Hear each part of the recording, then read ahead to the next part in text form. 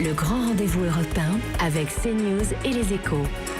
Nicolas Barré, Laurence Ferrari, David Doucan. C'est l'actualité des dernières heures. Donald Trump vient de torpiller en 2 tweets le communiqué final du G7.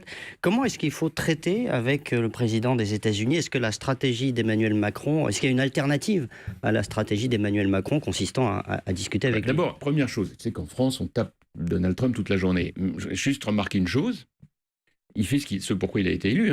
Il avait un programme extrémiste. Bah oui, c'est clairement. Ça n'est pas un programme apaisant. Bon, mais il a été élu. Et donc il fait ce pourquoi il a été élu. Dans ses promesses, il y avait en clair, je vais torpiller, je sais pas, 25 ou 30 ans d'accords commerciaux avec l'Amérique du Nord, Canada, et 70 ans de commerce transatlantique. Bah, c'est ce qu'il fait, voilà. Et puis pour le même prix, après s'être insulté avec Poutine, bah, il se réconcilie avec Poutine. Ça s'appelle quoi? Bah, ça s'appelle la réelle politique. C'est bien connu, c'est de tous les livres, explique ça depuis des années. Juste 2 remarques par rapport à ça. La diplomatie de la table dans le dos, et on s'embrasse, et on s'aime devant les caméras, et on invite le président Trump à dîner... je sais pas où, à la Tour Eiffel, et après à la maison natale de Washington. Donc ça, c'est pour Emmanuel Macron. Hein, c'est bien gentil. Précise. Enfin, mais ça marche pas. C'est ce qui compte. Il n'y a qu'une seule chose qui compte en diplomatie. Croyez-moi, pour étudier ces questions depuis des années, c'est l'alignement d'intérêts. Voilà. Où on a des intérêts alignés, où on n'a pas des intérêts alignés. Et en l'occurrence ? Et en l'occurrence, on n'en a pas. On le voit bien.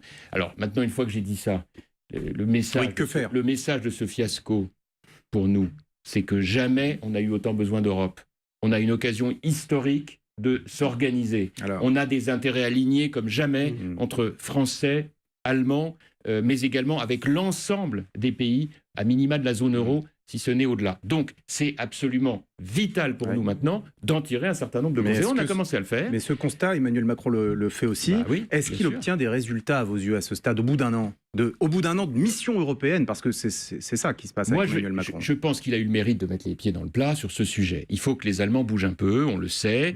Il y a 2 domaines dans lesquels il faut qu'ils acceptent de bouger. Le premier, c'est les fonds, c'est d'accepter qu'il y a un vrai fonds d'investissement européen. On a besoin, à l'échelle européenne, par exemple, d'investir dans l'intelligence artificielle. Un budget de la zone euro. Un budget de la zone euro, oui, par mais exemple. Ça, c'est un mot qui veut tout et rien dire. Si c'est juste pour augmenter les impôts des gens, ça sert à rien. Moi, ce qui m'intéresse, c'est des investissements. Regardez l'état de nos transports, notre politique énergétique, l'intelligence artificielle, qui est un sujet majeur dont on ne parle pas assez avec les Français. La défense aussi. Et puis j'allais vous le dire, le deuxième grand sujet, vous avez tout à fait raison, c'est la défense. On ne peut pas rêver d'une grande diplomatie si on n'a pas une politique de défense digne de ce nom, évidemment.